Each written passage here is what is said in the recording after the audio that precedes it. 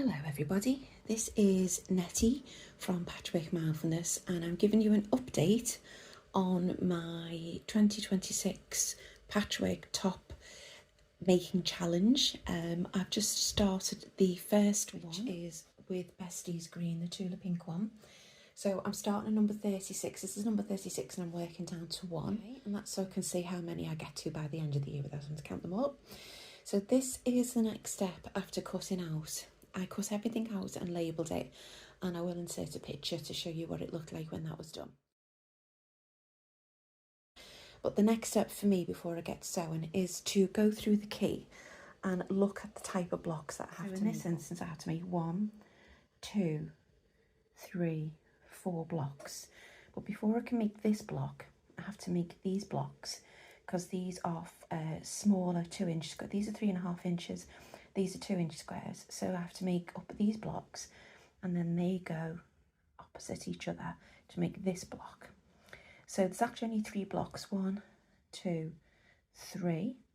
So I'm laying them out in that order. So I'll show you here. This is block 1 and I've laid it out in accordance with the key. So these two are the same and these two are alternative colours. So that's block 1 and I have to make 28 of those. You can see 28.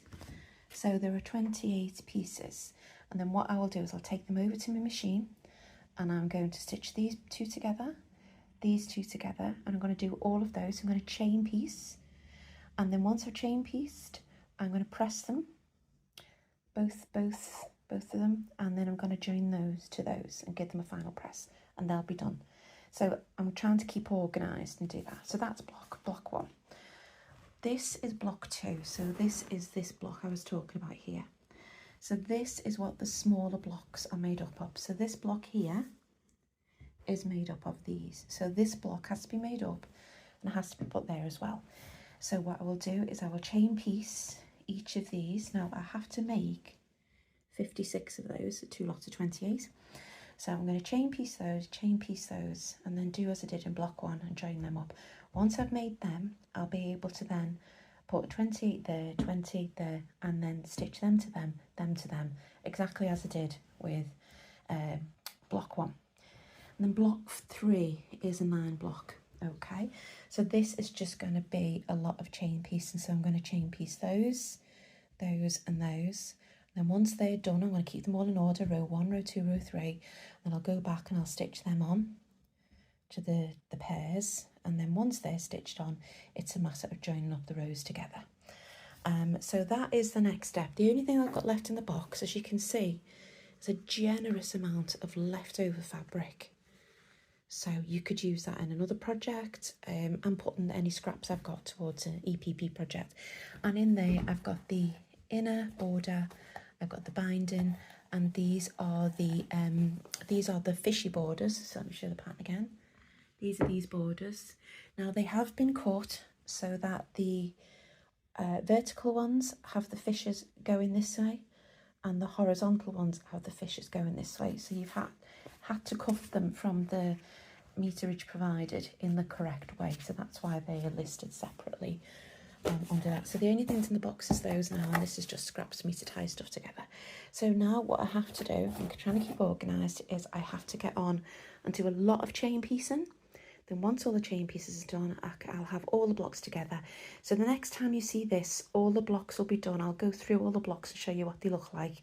I'll stitch one row together so you can see what the rows look like, and then I can talk through the layout and the pattern for you. So I think you can see the fabrics have turned out beautifully the way they've been cut. I've not really fussy cut anything. I have tried to, when I was cutting out, I did try to get certain things in, and I'm making sure that the hexagons are all going this way.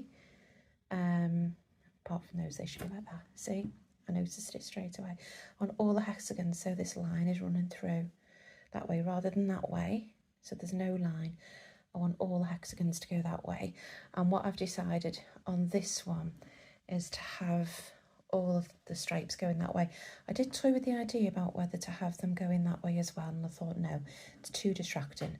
So they're all going that way, yeah. And anything that has got a little figurine on, I'm trying to make sure that it's all sort of centered the right way, so that I don't have any upside down dogs or anything like that. I'll make sure as I go through that everything's the right way. And I've made sure as well that the cats, the tumbling blocks are all going, they're not going that way, they're all going that way. And I'm going to make sure as well that I don't have the same block. When I come to join them, I won't have, there's a couple of these that look like that, there's a couple that look like that. I'm going to make sure that these are different as well, so that it doesn't look too samey. But yeah, there you go, that's the update on Patchwork Top 36. I should have it chain piece by tomorrow, so follow along for more and check out the progress. Thank you for watching. Don't forget to like, subscribe to the channel and click that notifications bell. If you want to find out more, follow me on Facebook at Patchwork Mindfulness or on Instagram at mindfulpatchwork2025. Thank you.